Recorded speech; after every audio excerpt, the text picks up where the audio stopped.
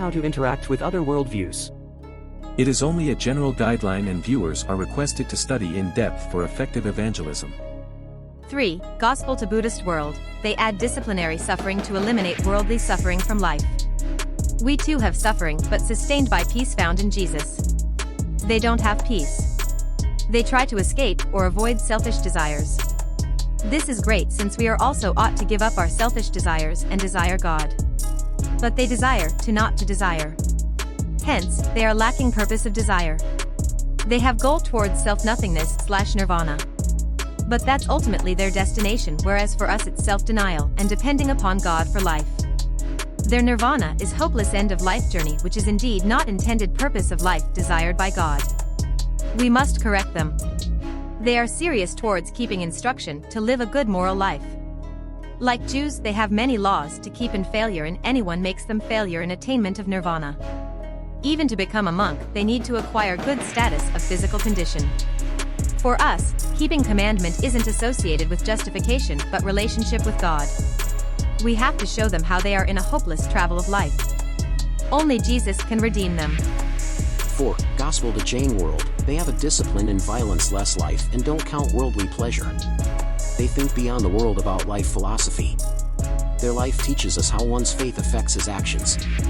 We are ought to avoid worldly pleasure and focus our mind on things above earth. We are supposed to live a disciplined life in relationship with God. Hence, we need to learn from Jains and reach them with true hope in Jesus. Despite their emphasis on significance of human existentialism, they need to realize rationality of believing in God who is distinct from his creation by bridging the gap. They also have fear of cycles of birth-death, and they've formulated doctrine that God is none other than the one who has attained moksha. Hence, we need to reach them the point of realization about distinction between God and creation along with the reason for human misery in this world. Only Jesus can take away their fear of birth-death cycle and delusion that God is none other than moksha-attaining individuals. 5. Gospel to Sikh world. They have a high respect towards a teacher or guru. They respect the scripture and level of God, that is, they regard their scripture as equal with God. The primary focus was on the reconciliation and tolerance. The teaching of Nanak was more on spiritual union with God that leads to salvation rather than heaven or hell as final destination. Their respect towards the scripture is praiseworthy, and the scripture is obviously the benchmark, the marginal line, the code of conduct and direction for every religion, but they aren't God. This is purely idolatry, just as biblicism in modern generation Christianity.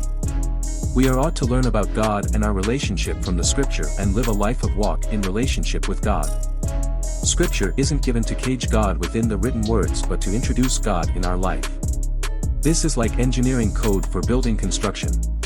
Everything is carried out based on the code, but the concept and application isn't limited to the printed letters of the code. Next, their focus on reconciliation and unity is credible. Modern fragmented Christian sects and denominations must learn from them. However, the context of unity doesn't work on theme of religions, but it is highly expected that we must make an environment of mutual understanding and tolerance. Nanak's teaching on union of God is appreciable, but Sikhs need to know that Jesus has already done our reconciliation and union back to God, and he is inviting everyone to accept this offer of becoming God's children. There is no intention to mean that we are worst and failure, but to show that there are some good aspects even in other religion that we can learn from them.